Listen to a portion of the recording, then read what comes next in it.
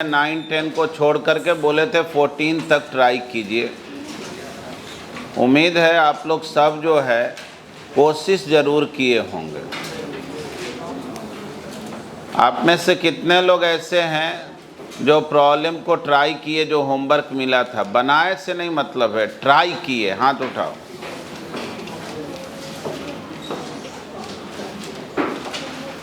तो पहले जो आप ट्राई किए हैं 1 से 8 तक, उसमें जिस क्वेश्चन में दिक्कत है उसका नंबर बोलें। एससी वर्मा में 1 से 8 के बीच में कोई दिक्कत है तो नंबर बोलिए। कोई दिक्कत नहीं है, सब बन गया।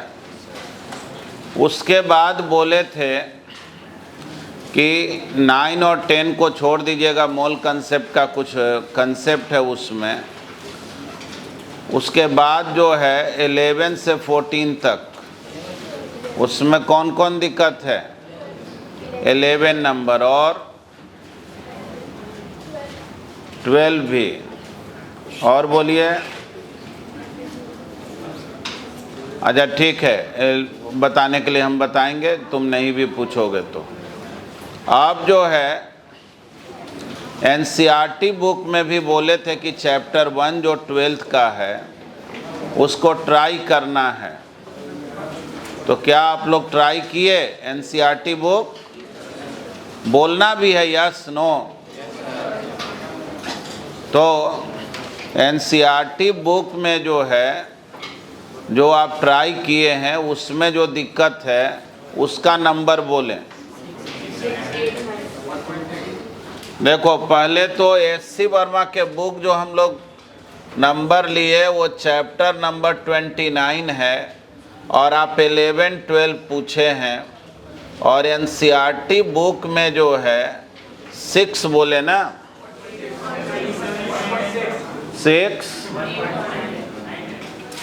6 के बाद 9, 8 चले जाएं कि 8, 9?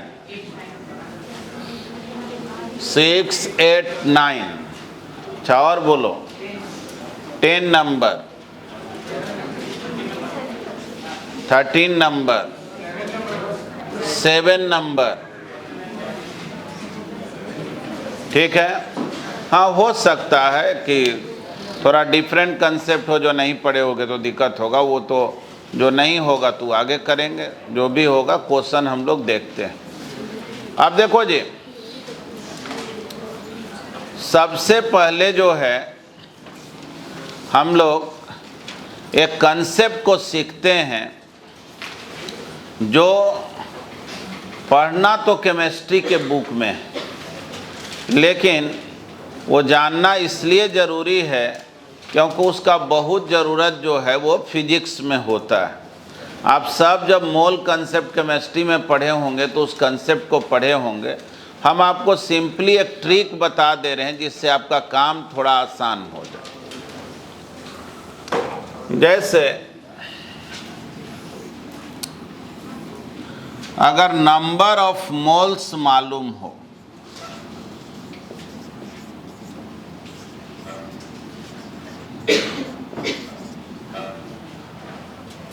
और अगर मास निकालना हो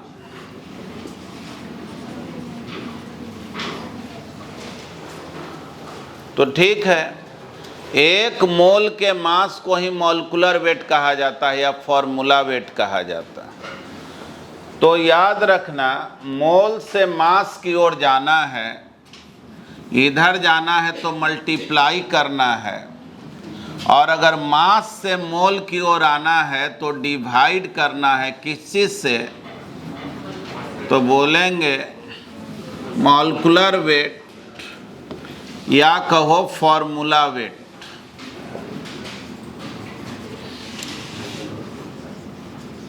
ठीक, यानी देखो जी, अगर मास दिया हुआ है और उसमें डिवाइड कर दोगे फॉर्मूला वेट से तो नंबर ऑफ मोल्स निकल जाएगा। ठीक है। अब देखो, इधर दिखाया गया है वॉल्यूम एट STP। समझना, तुम पढ़े हो 1 मोल में STP पर कितना वॉल्यूम होता है किसी गैस का? 22.4 लीटर। तो देखो, अगर मोल दिया हुआ और वॉल्यूम की ओर जाना है, मोल से दूर जाना है, मल्टीप्लाई करना है, मोल के ओर आना है, डिवाइड करना है, कितने से? 22.4 से। ठीक है ना? याद रखना वॉल्यूम लीटर में होना चाहिए। ठीक ना? यहाँ लिख दे रहे हैं इन लीटर। मीटर क्यूब में होगा तो लीटर में बदलना पड़ेगा। यानी कि नंबर ऑफ मोल दिया जाए, उसमें 22.4 लीटर से मल्टीप्लाई कर दोगे तो वॉल्यूम लीटर में निकल जाएगा। अगर लीटर में वॉल्यूम दिया हुआ है और डिवाइड कर दोगे इतना से तो नंबर ऑफ मोल निकल जाएगा। अब देखो जी, अगर हम लोग बात करें नंबर ऑफ मॉलिक्यूल्स और number of atoms,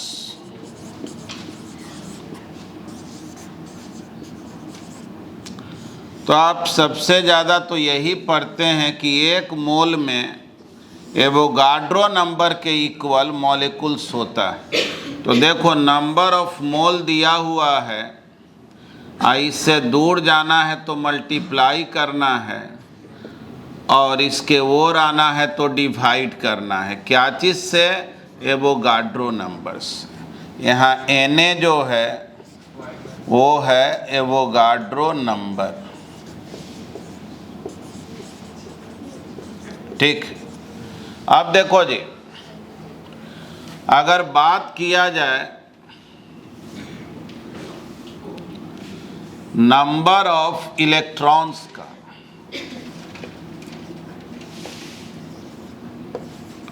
number of electrons,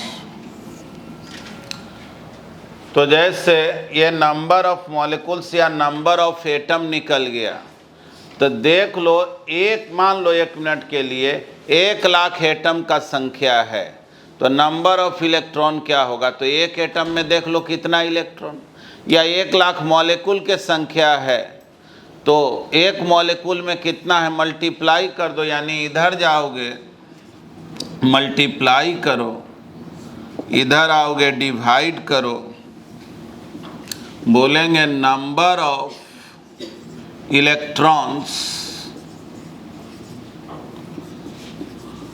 पर एटम, इसी को एटॉमिसिटी भी बोलते हैं, और पर मॉलिक्यूल।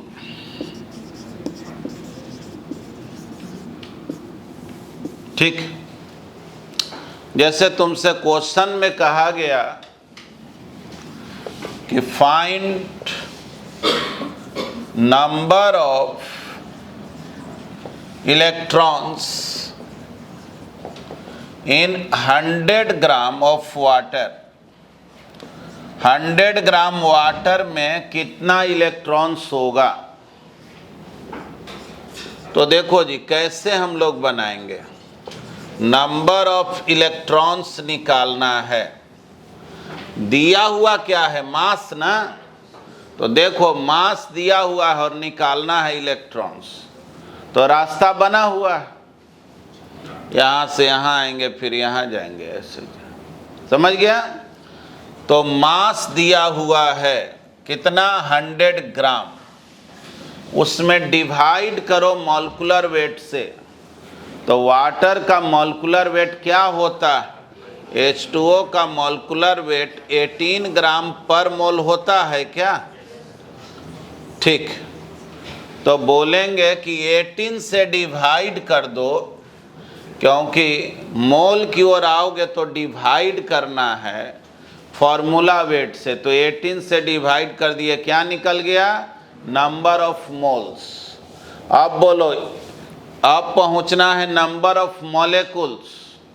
H2O तो एक मॉलिक्यूल है ना, तो एवोगाड्रो नंबर से मल्टीप्लाई कर दें तो नंबर ऑफ मॉलिक्यूल्स निकल जाएगा क्या? तो 6.023 इंटू 10⁻23 ये नंबर ऑफ मॉलिक्यूल्स हो गया। और अब ये देखो एक मॉलिक्यूल में कितना इलेक्ट्रॉन है, तो H2O है, उससे अगर मल्टीप्लाई कर दें तो नंबर ऑफ इलेक्ट्रॉन्स निकल जाएगा। तो 2 हाइड्रोजन है, तुम जानते हो ना, H2 है तो 2 हाइड्रोजन हुआ ना। हाइड्रोजन में तो 1 इलेक्ट्रॉन और 1 प्रोटॉन होता है, यानी कि 2 है तो ये 2 हो गया। और ऑक्सीजन में 8 होता है इलेक्ट्रॉन ना, ऑक्सीजन एटम में, तो टोटल कितना हो गया? 10। तो जाहिर है यहाँ जो है 10 से मल्टीप्लाई कर दो, यही निकल गया नंबर ऑफ इलेक्ट्रॉन्स। आसान है कि नहीं? बोलो, एकदम सिंपल है। तो अगर मान लो तुमसे कोई कहे find mass of 5 litre of hydrogen at STP, तो सोचो 5 लीटर क्या दिया हुआ है? वॉल्यूम। तो मास निकालना है, तो सोचो यहाँ वॉल्यूम है, यहाँ मास है, कैसे निकलेगा? पहले वॉल्यूम से कहाँ पहुँचो? Number of mole.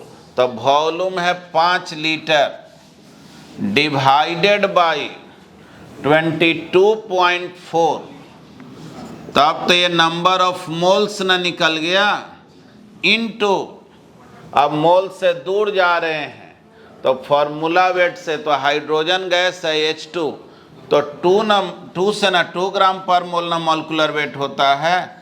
बोलो इतना ग्राम हो गया। अरे एकदम आसान है, कहीं से कहीं पहुंचना हो। अब तुम क्या करना, अपने केमिस्ट्री के बुक का क्वेश्चन लेना, और ज़्यादातर क्वेश्चन जो है वो डायरेक्ट तुमको इसी कंसेप्ट से बन जाएगा, है ना? नोट कर।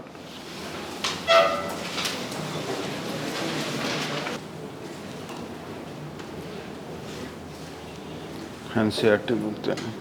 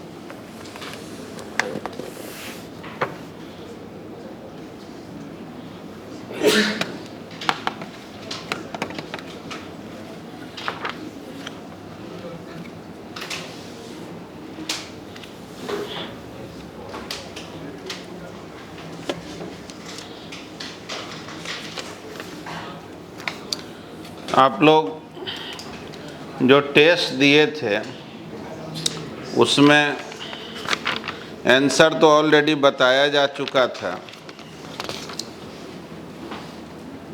तो रिजल्ट बता दे रहे हैं। फर्स्ट रैंक पे जो स्टूडेंट हैं, जिन लोगों को 90 मार्क्स आया है 100 में, वो हैं आदिति कुमारी और अदृश्य मौर्य। अब देख लीजिएगा अपने कॉपी को, आप जो हैं जिनका भी 6 मार्क्स आया है वो क्वेश्चन ढेर सारा सही किए होंगे और उससे बहुत ज़्यादा गलत किए होंगे। अगर केवल सही ही बना करके छोड़ देंगे, इसको याद रखना है। शुरू में ही बतलाए थे कि क्वेश्चन बनाना तो एक कला है ही, क्वेश्चन छोड़ना भी एक कला है। ये नहीं है किसी की हर क्वेश्चन का जवाब देना है।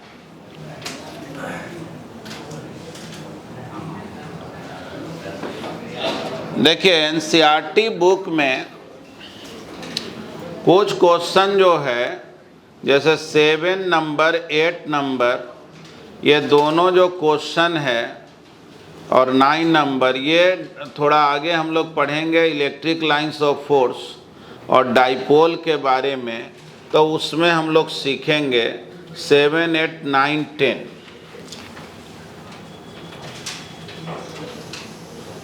तो 6 नंबर अभी हम लोग पढ़ सकते हैं, 12, 13 बना सकते हैं, ठीक ना। और नंबर ऑफ इलेक्ट्रॉन्स वाला क्वेश्चन है 1.11, आप पूछे भी नहीं है, बन गया होगा, ठीक है। क्या वो कुछ क्वेश्चन जो दिए थे ना, तो उसमें कुछ क्वेश्चन जो है लाइंस ऑफ फोर्स का है और कुछ इलेक्ट्रिक डाइपोल का है। ना आप लाइंस ऑफ फोर्स पढ़े हैं ना इलेक्ट्रिक डाइपोल पढ़े हैं, मिटा देना इसको।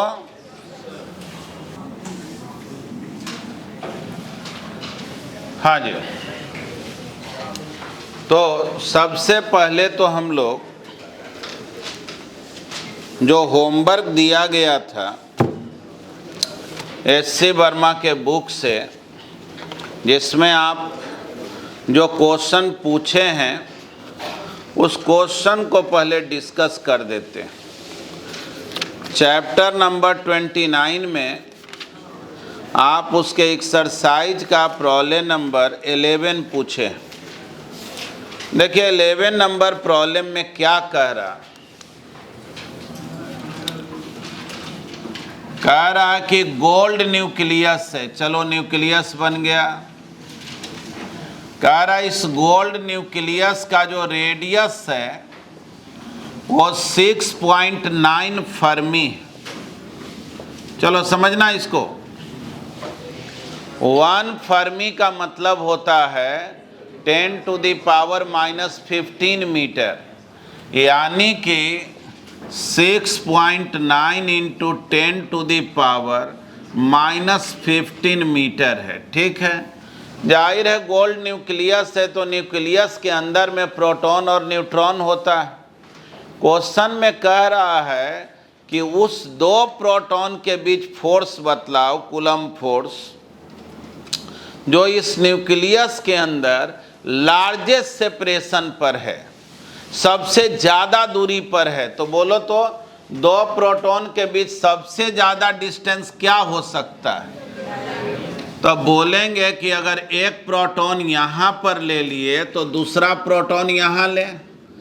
बोलो इससे भी ज़्यादा गैप हो सकता है?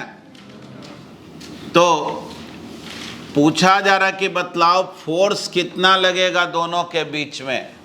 तो फोर्स का फॉर्मूला जानते हो, Q1 into Q2 by R²।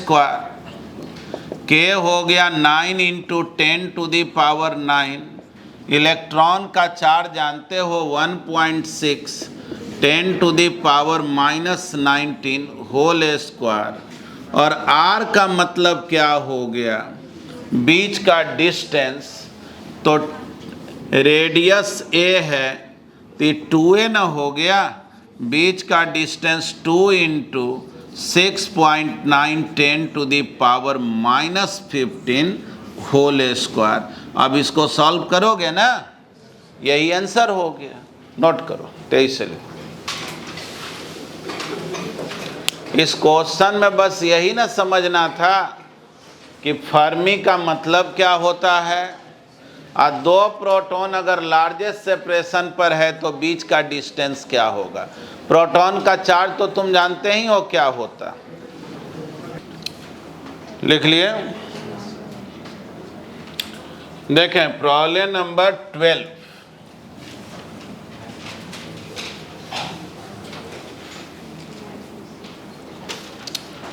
देखो 12 नंबर प्रॉब्लम में क्या कहा जा रहा है, क्वेश्चन को समझो।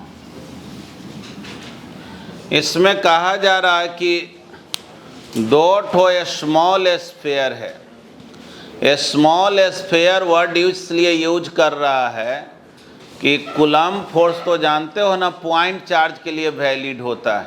तो बहुत छोटा स्फीयर होगा तो हम उसको पॉइंट चार्ज मान सकते हैं। तो क्वेश्चन में कह रहा है कि दो ठो न्यूट्रल जो है स्मॉल स्फीयर है। कंप्लीट हो गया ना जी ये। देखो क्वेश्चन पढ़ दे रहे हैं। Two insulating small spheres are rubbed against each other and placed at a distance of 1 centimetre. दो इंसुलेटिंग स्मॉल स्फीयर है, दोनों को एक दूसरे पे रगड़ दिए। तो बोलो रगड़ने से क्या होता है?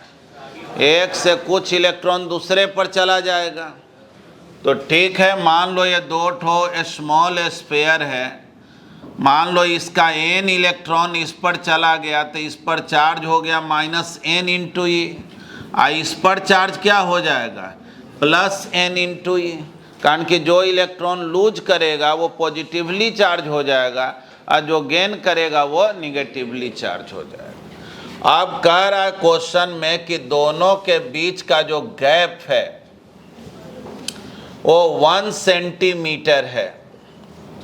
ठीक है, कह रहा कि दोनों एक दूसरे पे जो अट्रैक्शन का फोर्स लगा रहा है वो फोर्स अगर 0.1 न्यूटन का हो तब बतलाओ नंबर ऑफ इलेक्ट्रॉन कितना ट्रांसफर हुआ एक से दूसरे पर। तो तुम जान रहे हो फोर्स का formula K Q1 into Q2 by R²। निकालना मुझे N को है, तो देखो F इंटू R² के N² E²। देख लो यहाँ से N² कितना हो गया? F इंटू R² के E²। सही बोले ना? मुझे निकालना N है तो अंडर रूट करेंगे तो F बाई K और ये क्या हो गया? R by E। सोचो F दिया हुआ है क्वेश्चन में 0.1 न्यूटन, K मालूम है तुमको 9 इंटू 10⁹, R मालूम है 1 सेंटीमीटर, मीटर में बदल लेंगे 10⁻⁻², और इलेक्ट्रॉनिक चार्ज 1.6 10⁻⁻19 कूलम। सही लिखे हैं? देखो यहाँ 0.1 है, इसको 1/10 कर दें तो ये हो गया 1/9 इंटू 10⁻10 लिखें क्या? बोलो। इंटू इसको ऊपर लेकर के चले जाओ 1/1.6 ऊपर जाएगा 10⁻17 हो गया। इसको देखो रूट ब्रेक करोगे तो 1/3 इंटू 10⁵ होगा ना, और 1/1.6 इंटू 10⁻17। देखो तो 5 से जो है 17 कटेगा तो 12 बचेगा ना, तो कितना आ गया जी? 1/1.6 इंटू 3 4.8 इंटू 10⁻12। अब सोचो इसमें से एक 10 निकाल लो तो 10/4.8 इंटू 10⁻11, या ये कहो 100 ऊपर नीचे 10 से मल्टीप्लाई कर दें 100/48 10⁻11। अब सोचो तो 4 से कैंसिल करोगे 25 हो गया ना, और ये कितना हो गया जी? 12। इतना तो तय है 2 इंटू 2 पॉइंट समथिंग इंटू 10⁻11। यही ना आंसर आ गया? नोट करो।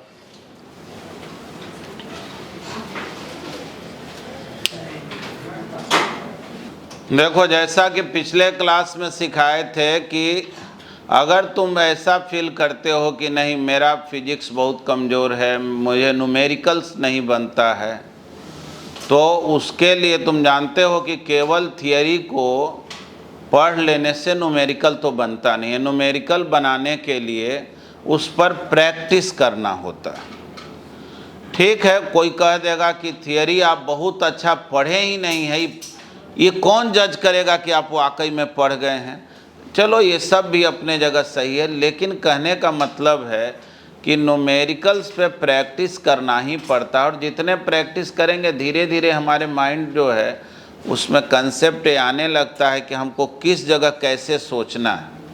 अभी तो हम जो क्वेश्चन बता रहे हैं वो समझो सब एक एक लाइन का है, भले वो कैलकुलेशन में ना टाइम लगा है, इसमें बुद्धि क्या लगाना, ही तो फार्मूला पुट करने वाला सब कुछ दिया हुआ है, एन का वैल्यू निकालना। तो सिखाए थे पिछले दिन कि पहले आपको ये करना है कि जो क्वेश्चन हम डिस्कस कर दिए घर में जाके उसी क्वेश्चन को बनाइए, और उसके बाद फिर अनसॉल्व्ड क्वेश्चन पे आए। देखो प्रयास से सब कुछ संभव है, और एवरीथिंग बोलना बहुत बेटर नहीं होगा, लेकिन बहुत कुछ संभव है। हमने ऐसे बहुत से बच्चों को देखा है जो शुरुआत के दौर में पढ़ने में बहुत ही वीक थे, इवन कि वो लोग बोर्ड एग्ज़ाम तक भी बेहतर ढंग से पास नहीं कर सकते थे, लेकिन वो सारे बच्चे भी कैरियर में बहुत अच्छे जगह सेट हुए। भले उनको दूसरों के तुलना में ज़्यादा प्रयास करना पड़ा, क्योंकि देखो अपने देश में विविधता तो ऐसे है ही, यूनिटी इन डाइवर्सिटी बोलते हैं, लेकिन एक विविधता और भी है, वो ये है कि सबके लिए पढ़ाई अलग अलग तरह का है। कोई व्यक्ति गांव में रहता है, कोई सरकारी स्कूल में पढ़ता है, कोई प्राइवेट में पढ़ता है, कोई टॉप ग्रेड के स्कूल में पढ़ता है, कोई सैनिक स्कूल में, कोई नवोदय स्कूल में, कोई नेतरहाट में, है कि नहीं, कोई नॉटे डम में, कोई संत माइकल में। मतलब सारा जो है विविधताओं से हम लोग भरे हुए हैं, मतलब सबके लिए समान अवसर तो नहीं है, लेकिन अब उसी में से अवसर बनाना है। अगर मान लो तुम गांव में रहे हो, हिंदी मीडियम से पढ़े हो, तो तुम्हारे पास जानते हो एक एडिशनल चीज़ क्या है, तुम में बहुत हद तक नेचुरलिटी बचा हुआ, तुम नेचुरल हो, प्रकृति के गोद में पले बढ़े, पेड़ पर चढ़ने वाले, गड्ढा में कूद के नहाने वाले, कम से कम कुछ हो या ना हो शारीरिक क्षमता तो डेवलप किए हुए हो ना। मतलब तुम इतना डेवलप कर लिए हो कि तुमसे बैक्टीरिया से तुमको इन्फेक्शन नहीं होता है, तुमसे बैक्टीरिया को इन्फेक्शन होता है। तो अपने आप को अगर इतना रेसिस्ट कर लिए हो तो ये भी अपने आप में एक उपलब्धि है। तो लोग जो मेहनत करेंगे 4 घंटा, तो तुम उनसे 3 गुना ज़्यादा कर सकते हो, क्योंकि तुम में वो क्षमता है। इसलिए ये मत जानना, देखो तुम लोग एस.सी. वर्मा के भी इंटरव्यू वगैरह देखे होगे, सुने होगे उनके बारे में। एस.सी. वर्मा सर भी वो 12th क्लास तक हिंदी मीडियम से पढ़े थे, और अभी भी देखो तो जितना भी इंटरव्यू देते हैं या क्लास लेते हैं वो हिंदी का वर्ड यूज करते हैं, पार्टिकल के जगह वो घटक बोलते हैं कि ये सभी घटकों ने मिल करके एक बड़ा जो है निकाय को तैयार किया। अब तुम लोग तो निकाय में बाय बाय हो जाएगा कि भाई यही का कौन निकाय है, लेकिन तुम ये जानते हो कि आईआईटी में जब वो एडमिशन लिए, पीजी के चारों सेमेस्टर के टॉपर रहे थे और आईआईटी के प्रोफेसर रहे। ठीक है, उन्होंने 12th क्लास तक ज़रूर हिंदी मीडियम से पढ़ा, लेकिन उनका पास नॉलेज थोड़े कम था किसी से। नॉलेज तो उनके पास तो एक खासियत है, वो इंग्लिश और हिंदी दोनों पे बराबर रूप से कमांड रखते। वो हिंदी में भी बुक लिख देते हैं, अंग्रेजी में भी लिख देते हैं, और हिंदी में भी उतना ही शुद्धता से बात को रख लेते हैं, क्योंकि उनको मातृभाषा में पढ़ाया गया है। तुम क्या हुआ कि पढ़ा भी मातृभाषा में नहीं, और जब पढ़ा, देखो होता क्या है, तो बहुत सारे फैक्टर हैं जो बहुत मायने रखता है। अगर हम मातृभाषा में पढ़ते हैं ना, तो जानते हो सबसे बढ़िया चीज़ क्या होता है कि हम जो हैं जब कोई बड़े पद पे भी पहुंच जाते हैं, कहीं भी पहुंच जाते हैं, तो हम अपने अगल बगल अड़ोस पड़ोस के लोगों को ज़्यादा बेहतर ढंग से समझ और सीख पाते हैं। और जैसे ही एक डिस्टेंस क्रिएट हो जाता है तो उन लोगों को भी समझना मेरे लिए थोड़ा डिफ़िकल्ट हो जाता है। दूसरी बात, ऐसा नहीं है लिटरेचर ही है, लैंग्वेज ही है। मैथमेटिक्स का कोई लैंग्वेज होता है क्या? दुनिया के सबसे बड़े वैज्ञानिक का नाम क्या है? आइंस्टाइन बोलते हैं ना, लेकिन वो तो जर्मन लैंग्वेज पढ़े थे, वो तो उनको तो अंग्रेजी नहीं आती थी, इसलिए उसके लेकर के हीन भावना में मत जाना। हाँ, इंग्लिश आए अच्छी बात है, उधर उस गेट से जाओ और उधर से आते समय वो गेट को पीछे से ओपन कर लेना।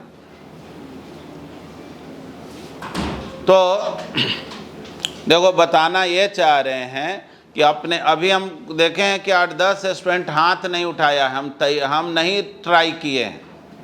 तो देखो, एक बात जानो, अभी तो हम तुमको प्रोत्साहित कर रहे हैं, प्रेरित कर रहे हैं, लेकिन तुम देखते हो जैसे अब तो तुम लोग गांव में खेती होते नहीं देखा होगा बैल से, अब तो ट्रैक्टर से होने लगा। पहले बैल से होता था ना, तो किसान बैल के पीठ पर हाथ रखता था तो वो दौड़ना शुरू कर देता था। लेकिन कुछ पड़ुआ बैल होता था, जैसे ही खेत में ले जाता था वो बैठ जाता था, और उसके बाद उसको सोटा लगता था, तब वो उठता था। तो हम जानते हैं कि कुछ पड़ुआ बैल भी हों, तो उनको जो है जब तक कोई रिएक्शन कराने वाला कैटलिस्ट नहीं लगेगा तो उठबे नहीं करेंगे, है ना। ये लोग यहाँ भले कुछ नहीं बोले, बाहर में बहुत कुछ बोलते हैं, मतलब ये विशेषज्ञ हैं हर सब्जेक्ट का। बाहर में देखो, ये कोई तरीका है पढ़ाने का, है कि नहीं? मतलब होमवर्क हम ना बनाए तो आप मारिएगा, क्यों? ये कहाँ लिखा है? होमवर्क नहीं बनाई कहाँ लिखा है? बोलो तो। ये लिखा हुआ है कि हम होमवर्क दें और तुम नहीं बनाओ? सब जगह तुम संविधान लेकर बैठे हो। चलो जी, क्वेश्चन तुम 13 और 14 नहीं पूछे हो, लेकिन हम क्वेश्चन पढ़ दे रहे हैं। देखो, 13 नंबर प्रॉब्लम में कह रहा सोडियम क्लोराइड एक मॉलिक्यूल है। तो ठीक है, सोडियम क्लोराइड है तो है, कहना क्या चाहते हैं? कह रहा है क्या कि एक इलेक्ट्रॉन जो है सोडियम से ट्रांसफ़र हो गया क्लोरीन पर, क्लोरीन निगेटिव हो गया और सोडियम क्या हो गया? पॉजिटिव हो गया। यानी कि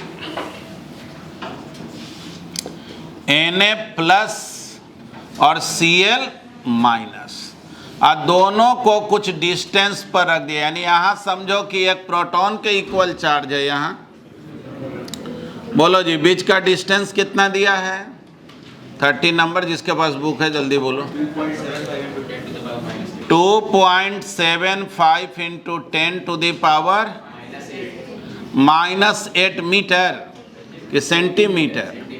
सेंटीमीटर है। अब पूछ रहा है दोनों के बीच फोर्स बतलाओ। अब इससे आसान क्वेश्चन क्या हो? चार्ज मालूम है ही, बीच का डिस्टेंस मालूम है, ठीक ना। वो मोबाइल जो है ना परमानेंट जब्त हो जाएगा। चलो उसको उल्टा करो, उल्टा करो और रखो।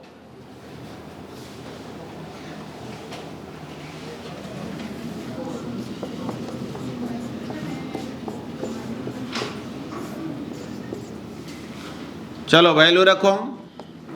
9 इंटू 10⁻⁹, 1.6 10⁻⁻19 होल स्क्वायर, और R 2.75 10⁻⁻8 सेंटीमीटर है। -10 कर दोगे तो मीटर हो जाएगा ना। 100 से डिवाइड करेंगे, हाँ लिख दे रहे हैं 10⁻⁻10 मीटर, और इसका स्क्वायर कर लो। बस जो आएगा उतना न्यूटन। आंसर हो गया क्या? फटाफट लिखो। और ये भी याद रखना, लास्ट तक सब सॉल्व करेंगे। देखो, तुम्हारे अंदर इच्छा है जानने का, तो जानते हो जहाँ राह वहाँ चाह, कि जहाँ चाह वहाँ राह, जानते हो ना। बस चाह मतलब चाय नहीं है। जहाँ तुम्हारी चाहत है वहाँ पहुँचने के रास्ते खुद ब खुद बनते हैं। माउंट एवरेस्ट पर पहुँचने के लिए कोई रास्ता था क्या? लेकिन उसका भी लोग रास्ता ढूंढा कि नहीं? तो जब तुम्हारे अंदर होगा कि नहीं मुझे अपने आप को बेहतर करना है, चाहे जिससे पूछना पड़े, जिससे हेल्प लेना पड़े, जिसके आगे मुझे गिड़गिड़ाना पड़े, लेकिन हम उसको कोशिश करेंगे कि हम उससे सीखें, बेहतर करें। मान लो तुम किसी से पूछने गए, इसी क्लासरूम में कुछ ऐसे भी स्टूडेंट होंगे जिनको एक भी क्वेश्चन में दिक्कत नहीं है। अब मान लो 1 मिनट के लिए तुम उनसे पूछा और वो तुमको झाड़ के भगा दिया, ये भी हो सकता है। तो कोई बात नहीं, ये कोई ज़रूरी नहीं है कि तुम जिससे पूछो वो तुमको कोऑपरेट ही करे। दुनिया में सबको एक ही जैसा हो सकता है, लेकिन तुम्हारा अपना उद्देश्य है, हमको तो सीखना है। वो तो यूट्यूब में भी है, गूगल में भी है, जहाँ भी है, सीखने के लिए डिसाइड कर लिए हैं तो सीखेंगे। कोई नहीं बताया फिर मेरे पास आओ, है ना? तो काहे नहीं बताएंगे? हम तो ज़बरदस्ती जब बता रहे हैं, जब तो तुम नहीं पूछे हो भी बता रहे हैं, तो वो तो बताएंगे, बेटा, है ना?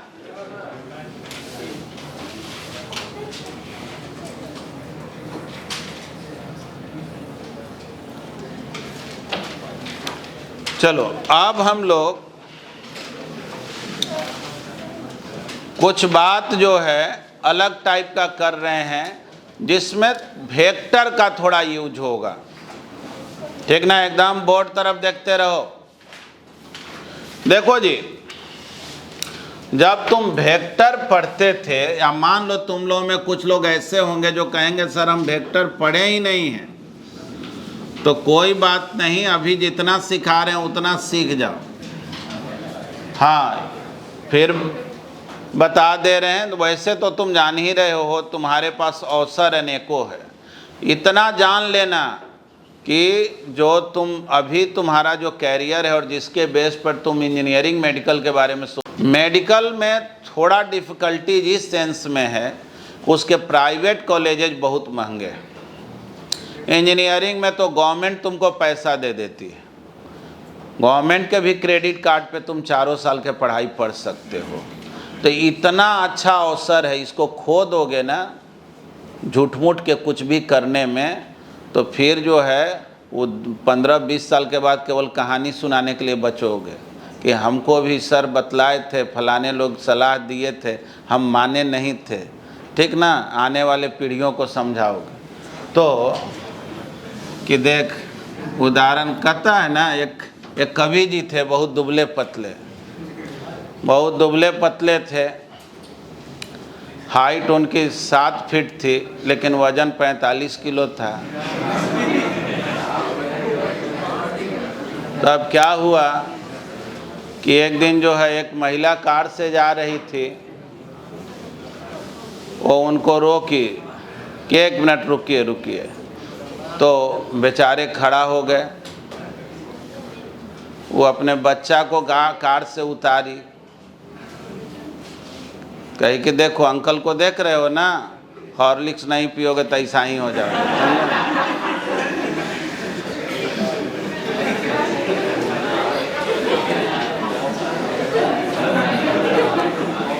तो तुम भी उदाहरण बनोगे कि देख रहे हो ना हमको, नहीं पढ़ोगे ऐसा ही हो जाओगे।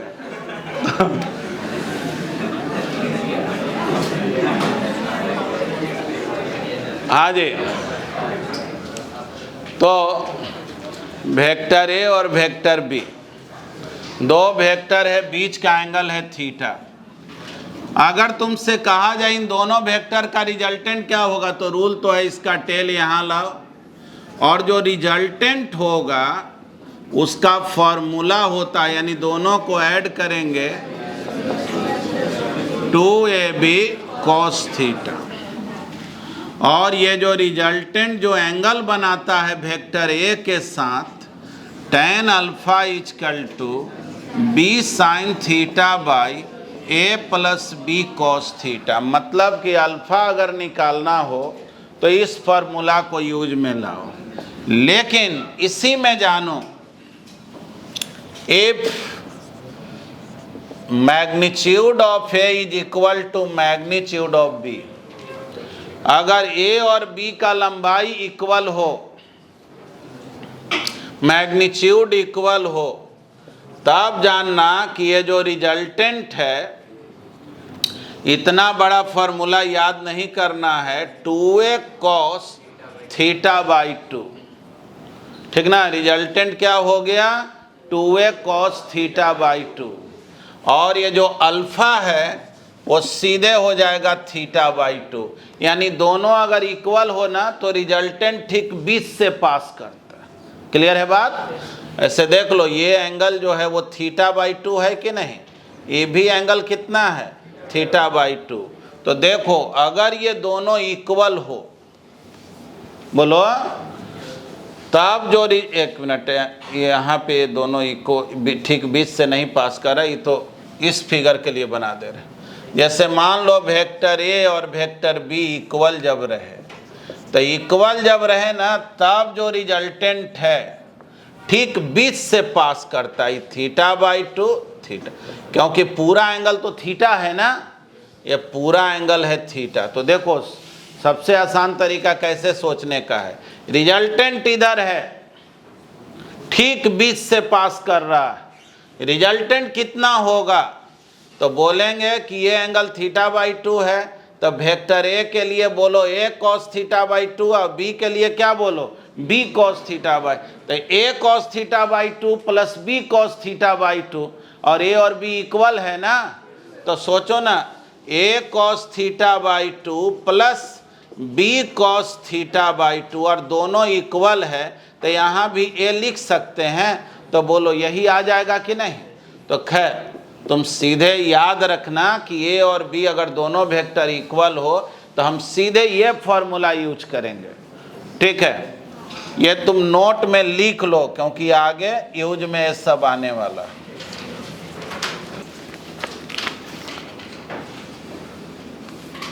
अच्छा पहले क्वेश्चन लिखे फिर एनसीईआरटी बुक वाला question बतलाएंगे।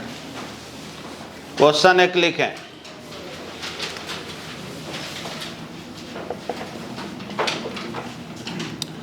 Three equal charges each of charge q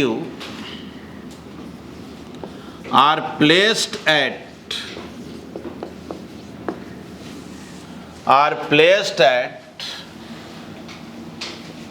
the three corners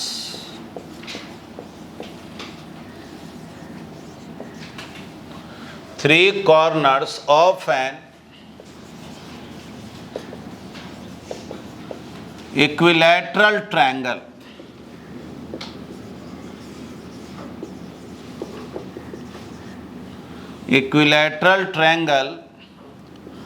of side length a, equilateral triangle of side length a,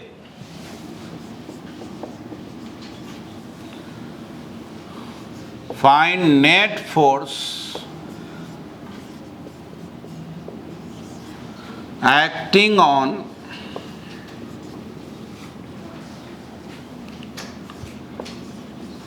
one of the charge particle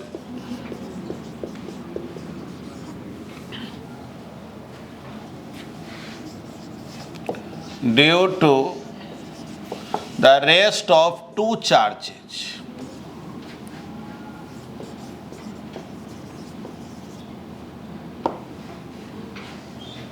ठीक,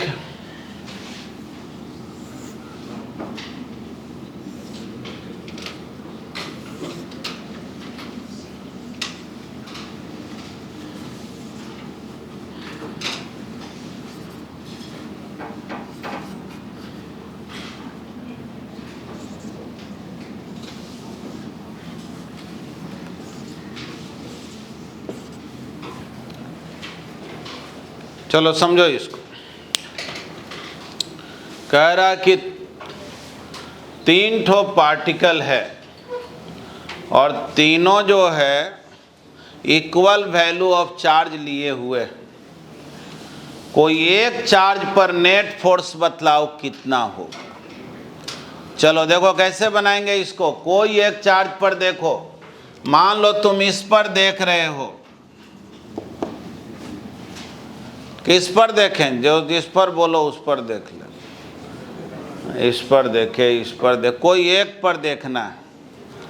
तो अगर एक पर तुम देखोगे, मान लो चलो इसी पर देखते हैं, तो ये जो चार्ज है, मान लो इसका नाम ए रखे, बी इसका नाम सी, तो चार्ज सी पर हम फोर्स देख रहे हैं। तो सोचो तो चार्ज ए जो है इस सी को क्या करेगा? देखो तो कुछ ग्रंथ व्रंथ लिख रहा है क्या जी तुम? हाँ क्या? अच्छा ठीक है, लिख ही रहे हो। देखो देखो इधर, इस चार्ज सी पर ध्यान से देखना और बोलना भी। बोलो ये जो चार्ज ए है इस सी पर किधर फोर्स लगाएगा? तो जाहिर है इससे रिपेल करेगा ना। तो ये फोर्स लगाया इस डायरेक्शन में। क्वेश्चन तो लिख चुके हो इसलिए मिटा दे रहे हैं। नहीं लिखा? हाँ देखो, तो ए जो है इधर फोर्स लगाया और बी किधर फोर्स लगाएगा बतलाओ? तो जाहिर है बी इधर फोर्स लगाएगा ना, बी इसको इधर ढकेलेगा। बतलाओ तो ज्यादा फोर्स कौन लगाएगा, ए की बी? तो बोलेंगे दोनों तो चार्ज इक्वल ही है और दोनों से डिस्टेंस भी सेम है। तो एक बात तो तय है कि जितना फोर्स जो है ए लगाएगा उतना ही फोर्स बी भी लगाएगा। दोनों का मैग्नीट्यूड इक्वल है ना, इक्विलैटरल ट्रायंगल है, तो ये एंगल कितने के इक्वल है? सब एंगल तो समझ रहे हो ना, 60-60 है, तो 60-60 है। देखो तो वो वाला बात हो गया क्या? दो वेक्टर है, दोनों इक्वल है, बीच का एंगल 60 डिग्री। बोलो रिजल्टेंट क्या होगा?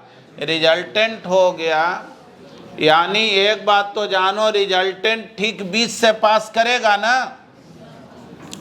रिजल्टेंट फोर्स ऑन सी, इस सी पर अगर रिजल्टेंट फोर्स देखें तो जाहिर है दो वेक्टर है, दोनों इक्वल है, बीच का एंगल 60, तो 2a cos थीटा बाई 2, तो 60/2 लिखें। बोलो।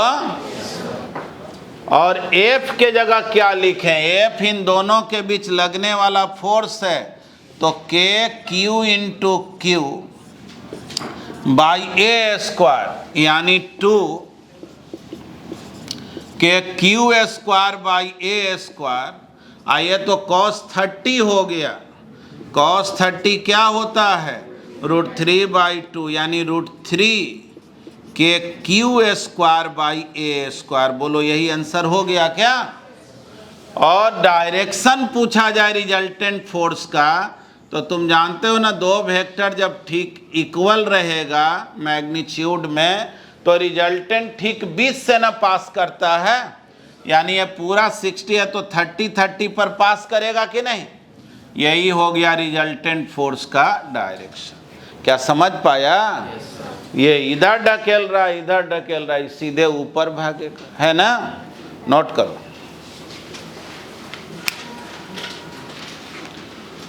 ठीक ना? एकदम पेशेंसफुली सीखना। हम धीरे धीरे क्वेश्चन के लेवल को थोड़ा चेंज करेंगे। अब समझ लो कि एक तरह से सीख ही चुके हो।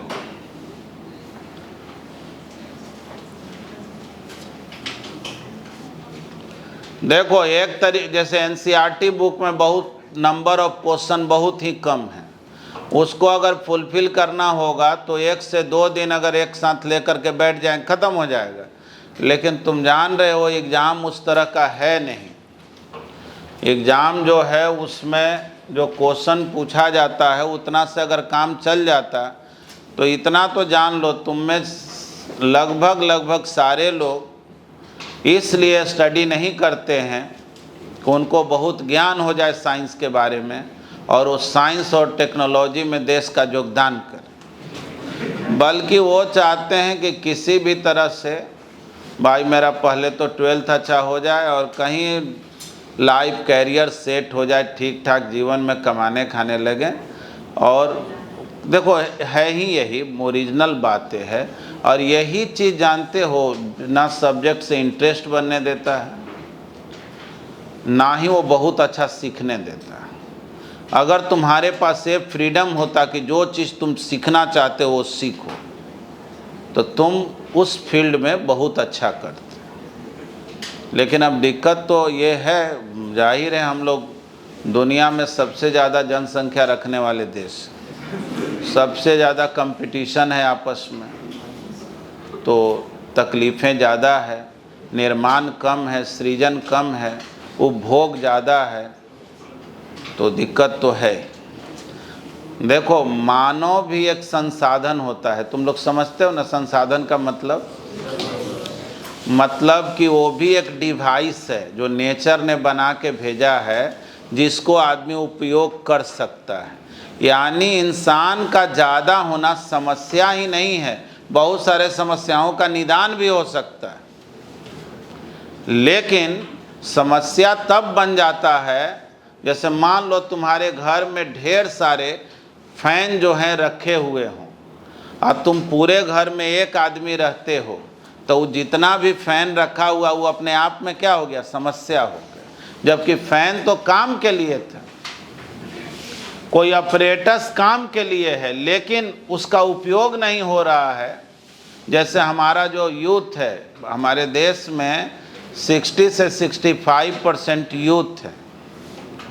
अब यूथ के हाथ में, दिमाग में अगर उस तरह का ही वर्क मिले जिससे हमारा सृजन होता हो, निर्माण होता हो, क्रिएशन होता हो, तब तो जाहिर है हम दुनिया के अन्य देशों के तुलना में सबसे तेज ग्रो करेंगे। कारण कि काम तो यूथ से ही ना लिया जाता है, लेकिन दूसरे तरह की दिखते हैं। उसके वजह से क्या है कि हमारा जो यूथ है बहुत सारा जो है धुआं उड़ा रहा है। तो सोच रहा है कि कुछ नहीं है काम, तो कुछ तो करो, तो वो अपना लगे हुए हैं, है ना।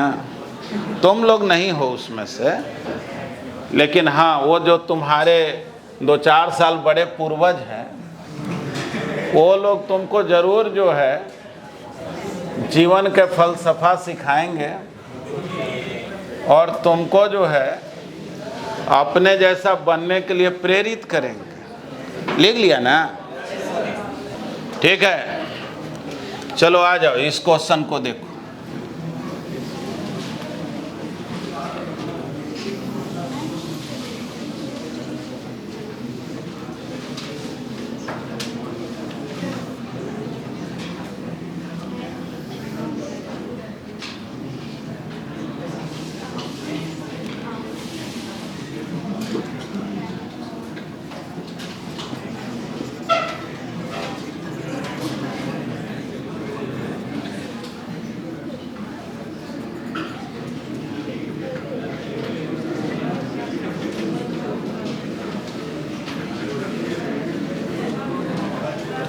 हाँ, बात बिल्कुल नहीं। देखो एक क्वेश्चन को कह रहा है क्या है, चारों कॉर्नर पे चार्ज रखा हुआ है, सेंटर पे Q0 चार्ज है, सब पॉजिटिव चार्ज है, सेम नेचर का चार्ज है। Q0 पर नेट फोर्स बतलाओ क्या होगा। लिखो question, find net electric force, find net electric force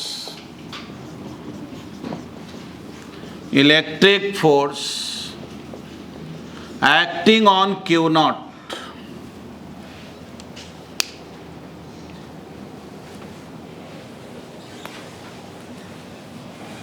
देखो जी, जाहिर है इस Q0 के अलावे कितना चार्ज मौजूद है, तो 4 ठो फोर्स लगेगा ना, तो 4 ठो फोर्स लगेगा। थोड़ा बढ़िया सीखना, ये जो Q है इधर रिपेल करेगा, तो 3Q इधर रिपेल करेगा, 2Q इधर रिपेल करेगा, 4Q इधर रिपेल करेगा। कभी हम लोग वेक्टर पढ़ते थे तो 4 अलग अलग वेक्टर का रिजल्टेंट कैसे निकालेंगे सीखते थे। है ना, या 10 वेक्टर रहे तो कैसे रिजल्टेंट निकालेंगे सीखा जाता था। देखो बहुत आसान तरीका सिखा रहे हैं। यहाँ कितना चार्ज है Q, और अगर यहाँ भी Q होता तब तो ये Q इधर रिपेल करता, ये Q इधर रिपेल, नेट फोर्स 0 हो जाता। तो तुम ऐसा समझो कि इसका एक क्यूब और इसका एक क्यूब मिल करके एक दूसरे को क्या किया, कैंसिल। तो यहाँ कितना बच गया, 2 क्यूब। अरे समझ में आया। अगर यहाँ क्यूब और यहाँ भी क्यूब ही होता तब तो रिजल्टेंट 0 हो जाता ना इस लाइन में। यहाँ कितना है, 2 क्यूब, यहाँ कितना है, 4 क्यूब। तो तुम समझो इसका 2 क्यूब इसके 2 क्यूब के साथ कैंसिल हो गया। तब जो है हम क्वेश्चन को ही बदल लिए।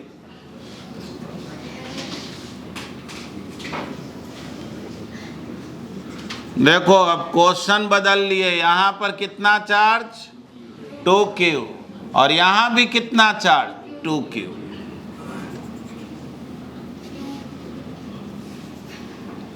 यहाँ हो गया Q0। इसको गायब किए, इसको गायब कर दिया। इसका क्यूब इसके एक क्यूब को गायब किया, इसका 2 क्यूब इसके 2 क्यूब को गायब किया। यही ना बच गया। मान लो साइड लेंथ दिया हुआ है A, तो सोचो साइड लेंथ दिया हुआ है, ये दिया हुआ है, तो ये डिस्टेंस क्या होगा। अगर मान लो 1 मिनट के लिए डिस्टेंस को अगर हम R बोलें तो तुम जान रहे हो ना, या डायरेक्ट ही बोलो ना, यहाँ से यहाँ डायगोनल है ना, तो ये √2a होगा कि नहीं, ये भी √2a होगा ना। तो R जो होगा वो √2a का हाफ हो जाएगा, यहाँ से यहाँ का डिस्टेंस, यानी a/√2। क्या कोई दिक्कत है? ठीक है, चलो अब तुम माइंड में ये सोचो Q0 के अलावे कितना चार्ज है, 4 अभी भी नजर आ रहा है, अब 2 ही चार्ज है। तो बोलो कुछ तो आसान हो गया ना, पहले 4 ठो था अब 2 गो है। अब बोलो ये जो 2Q है क्या करेगा, इसको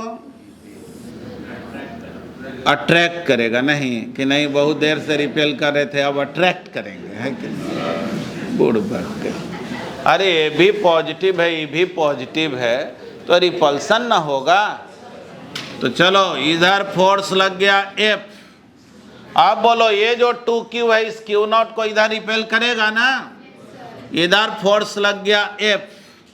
अब बतलाओ रिजल्टेंट फोर्स क्या होगा। तो इधर F इधर F, और तुम जान रहे हो ये स्क्वायर है तो ये एंगल 90 ना, तो 2 वेक्टर इक्वल है।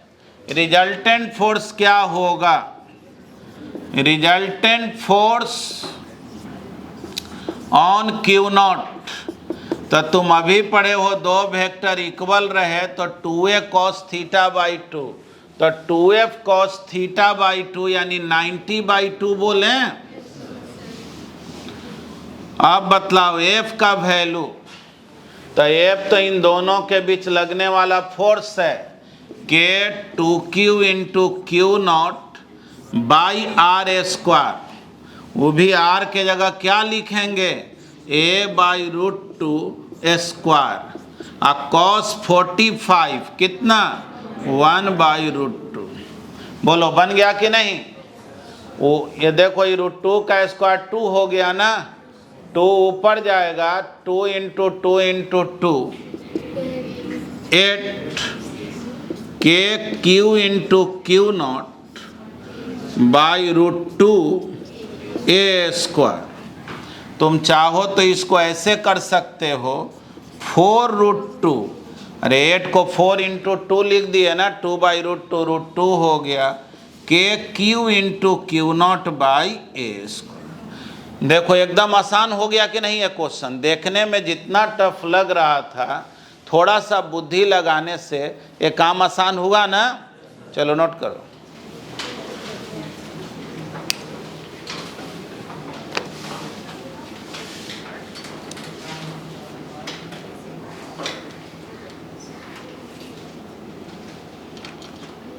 बोलो कोई संकट है?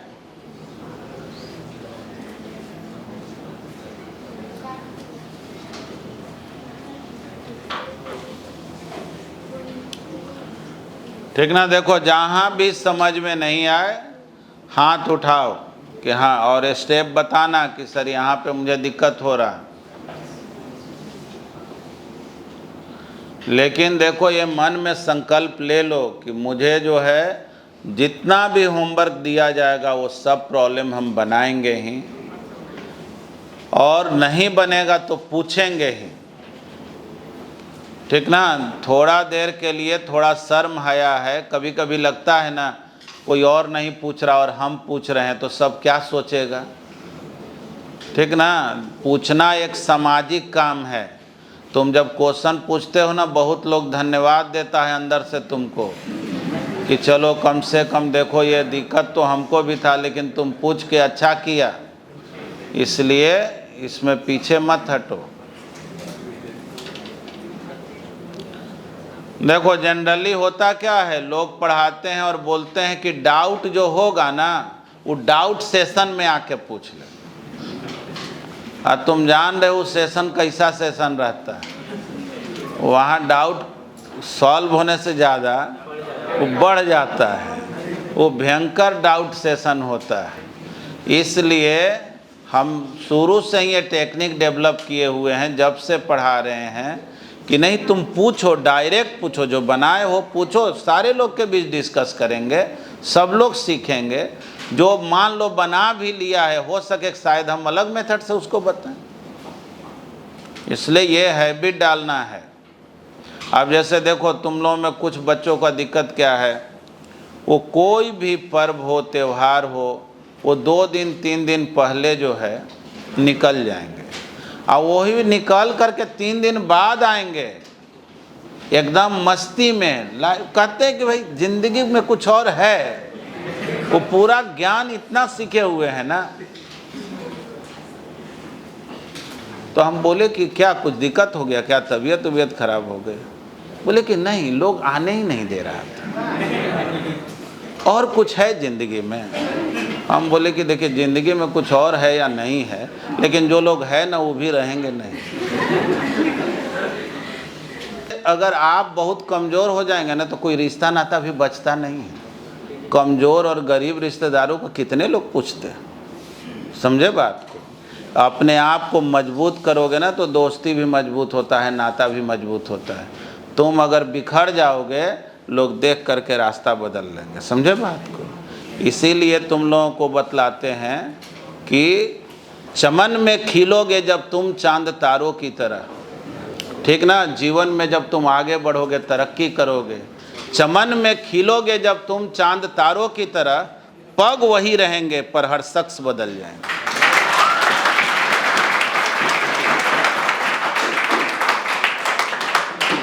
चमन में खिलोगे जब तुम चांद तारों की तरह, पग वही रहेंगे पर हर शख्स बदल जाएंगे। खुशबू निकलेगी भी एक दिन गुलाबों की तरह, थोड़ा धीरज रखो तुम, लम्हे भर में तेरे वक्त बदल जाएंगे। तो इसलिए हमेशा याद रखना, तुम अपने आप को अगर स्ट्रेंथफुल बना करके नहीं रखे तो कहने के लिए तुम्हारे अभी बहुत सारे कच्चे उम्र में दोस्त बने होंगे और कहेंगे देख लो ज़िंदगी भर हम लोग साथ रहेंगे, हर मौके पर साथ रहेंगे। लेकिन जब ज़िंदगी की हकीकत सामने आती है ना तो सब, अभी तुम लोग एक साथ पढ़ रहे हो ना, तुम 5 साल 7 साल के बाद तुम्हारे दोस्त अलग अलग हो जाएंगे, क्योंकि तुम किस कॉलेज में, वो किस कॉलेज में, फिर कौन कहाँ। हाँ 1-2 लोग होंगे जिनसे मोबाइल फ़ोन से संपर्क चल रहा होगा, फिर जो है धीरे धीरे जहाँ रह रहे हैं वहाँ का अपना एक समस्या है, अपना एक एंजॉयमेंट है, वहाँ तुम लीन हो जाते हो। बस इसको समझ लेना, ठीक है। अब आ जाओ एनसीईआरटी बुक का जो है 1.6 नंबर प्रॉब्लम को हम लोग देखते हैं।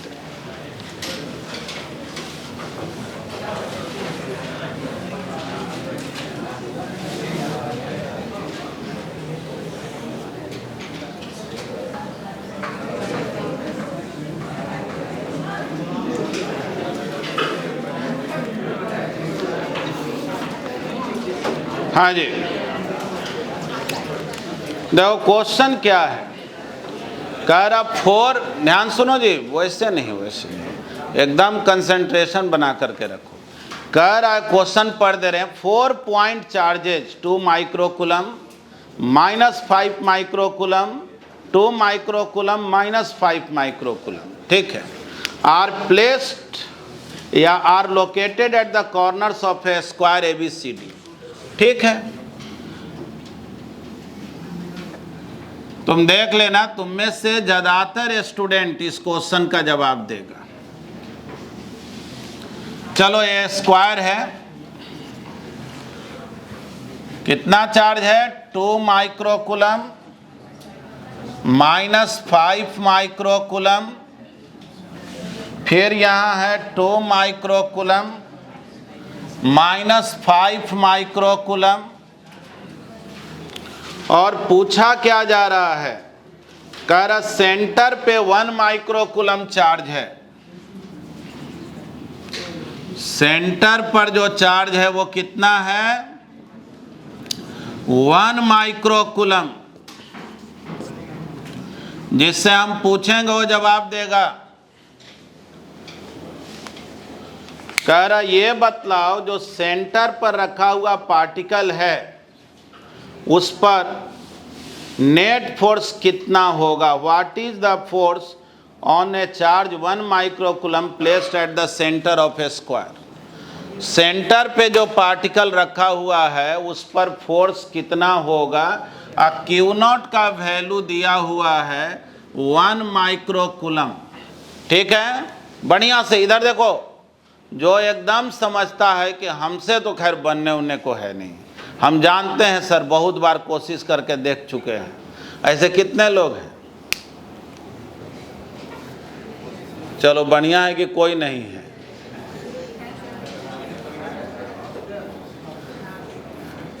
क्या कहना चाह रहे हैं, हाँ ठीक, कितने लोग इसका आंसर बोल देंगे, हाथ उठाओ तो। क्वेश्चन सुना है ना, क्वेश्चन क्या है,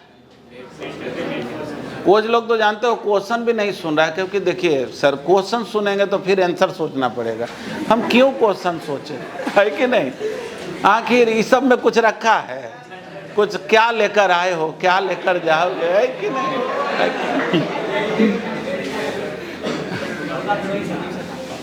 तुम लोग, हमको लगता है कि वो टीवी पर प्रवचन खूब सुनता है, नहीं, पूरा शांत हो चुका है। देखो इधर पूछ रहा है कि सेंटर पे जो रखा हुआ पार्टिकल है ना उस पर नेट फोर्स क्या होगा, कितना होगा। कितना स्टूडेंट है जो सोच लिया, फिर हाथ उठाओ। चलो 5-10 स्टूडेंट है जो सोच लिए। चलो जी तुम उठ जाओ, तो तुम काहे नहीं हाथ उठाए। हाँ हाँ बोलो। यहाँ पे Q0 चार्ज जो 1 माइक्रोकुलम, बोलो इस पर नेट फोर्स निकालना है। तुम सोचो तो ये 2 माइक्रोकुलम इसको क्या करेगा, रिपेल करेगा। 2 माइक्रोकुलम चाहेगा ना, इधर भागो, आइए 2 माइक्रोकुलम क्या करेगा, वो इधर रिपेल करेगा। तो सोचो ये इधर ढकेला, ये इधर ढकेला, ये दोनों मिल करके कैंसिल हो गया। अरे अभी यही ना पढ़ा रहे थे, बैठो। ये बोलो ये -5 है ना, ये क्या करेगा, ये कहेगा आ जाओ इधर। अरे निगेटिव है, ये पॉजिटिव है। ये भी क्या कहेगा, आ जाओ इधर। तो ये दोनों कैंसिल हो गया, कारण कि इक्वल चार्ज है ना, तो नेट फोर्स 0 हो गया। इसको बनाना, कुछ बनाने के लिए कुछ लिखना भी है जी, क्या लिखे कुछ समझ में नहीं आ रहा। चलो लिख दे रहे हैं, F1 मान लो, तो ये भी लगाया F1, इधर हो गया F2, तो इधर भी हो गया F2, यही ना। बोलेंगे net force on Q0 will be 0, ठीक ना। थोड़ा सा हिम्मत तो जुटाना पड़ेगा, इसको समझो, थोड़ा सा कोशिश करो। मान लो नहीं बने कोई बात नहीं, इतना तो है ना कि हम प्रयास करना छोड़ दें, ये नहीं ना होगा। ठीक है। देखो हम चाहते हैं ना, तो अभी हम लगातार थियरी पढ़ाते रहते, इलेक्ट्रिक फील्ड, इलेक्ट्रिक डाइपोल, ये सब पढ़ाते। हम प्रॉब्लम पर इसलिए आए हैं क्योंकि 3-4 दिन तक थियरी पढ़ाए, उससे रिलेटेड प्रॉब्लम बना लेंगे, हम लोगों का काम बढ़िया हो जाएगा, है ना। कांट की, अब देखो तुम क्या करो, किसी को एकदम स्मूथ ट्रैक पर लेकर के चलो, और एक दिन एकदम पूरा रफ ट्रैक पर, तो रगड़ा के ख़त्म ही हो जाएगा। नहीं, स्मूथ पे भी, थोड़ा रफ पे भी, स्मूथ पे भी, रफ पे, तब धीरे धीरे वो अभ्यस्त हो जाएगा। लिख लिए 1.6 नंबर एनसीईआरटी जो है वो का। देखो 1.6 का मतलब समझते हो ना, 1 है चैप्टर नंबर और 6 है क्वेश्चन नंबर। एनसीईआरटी बुक में ऐसे ही लिखा गया है।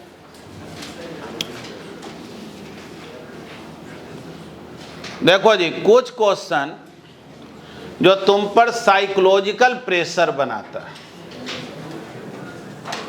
देखो देखो जो बोल रहे हैं, क्वेश्चन है, इन हाइड्रोजन एटम, वो फोन उसका ले लीजिए, उसको दिक्कत है, उसका बीमारी है उसको। हाँ दे दो, फोन दे दो।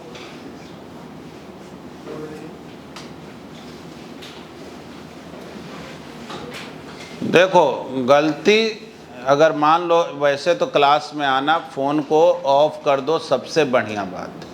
नहीं तो कम से कम साइलेंट करो, और अगर जानबूझ करके उसको चला रहे हो और तुम कुछ कोशिश कर रहे हो कि क्लासरूम में कुछ इस तरह का हम काम करें कि लोग झूठ-मूठ के, माने एक थोड़ा देर के लिए डिस्टरबेंस हो, कुछ तो लहे कि हम जीवन में उपलब्धि हासिल किए थे।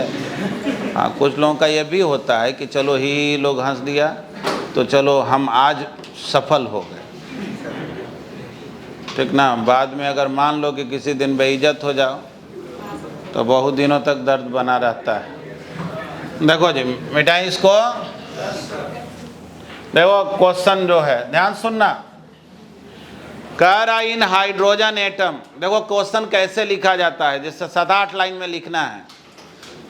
इन hydrogen atom, proton is situated inside the nucleus and electrons revolves around it. Suppose a radius of circular path of electron is 0.53 angstrom and hydrogen atom is in ground state. देखो ये सब बात जब बोला जाता है ना, तो एक तो hydrogen atom, nucleus, electron, proton, तो दिमाग में थोड़ा थोड़ा कुछ जाने लगता है। और उसमें भी जब देखते हैं 10 लाइन ना, तो फिर नहीं पढ़ते हैं। हमको देखो, तुमको लड़ना सिखाना है, जीतना नहीं, जितना तुम सीखोगे। लड़ना जो सीखेगा वही ना जितना भी सीखेगा। कोई कहेगा ना भाई हम देखिए, हम जानते हैं, हम अपना औकात जानते हैं। सच्चाई ये है कि तुम अपना औकात नहीं जानते, तुम में जो क्षमता है ना वो तुझे मालूम नहीं। ध्यान से देखना, हाइड्रोजन एटम सेंटर पर जो है प्रोटॉन और चक्कर लगा रहा है इलेक्ट्रॉन। क्वेश्चन में रेडियस दिया हुआ है,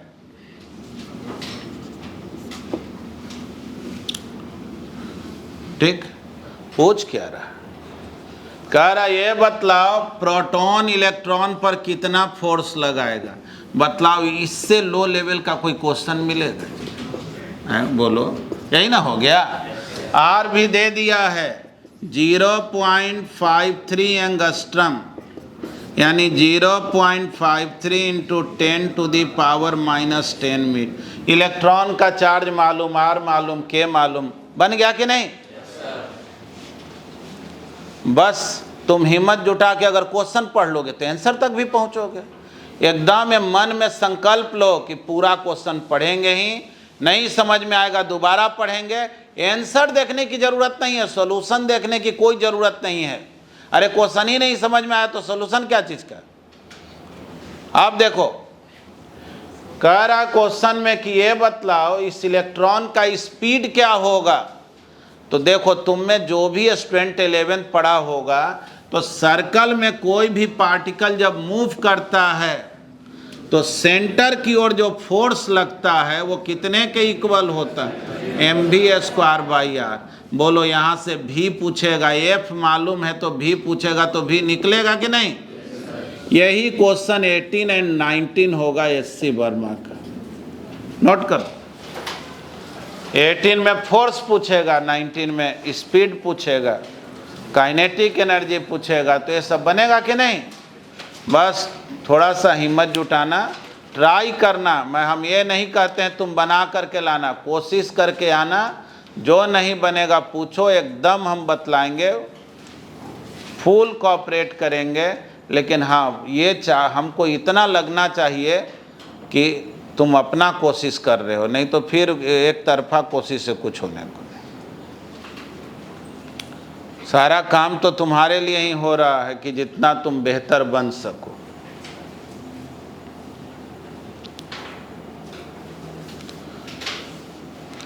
तो देखो SC वर्मा के बुक में 21 तक प्रॉब्लम ट्राई कर लेना।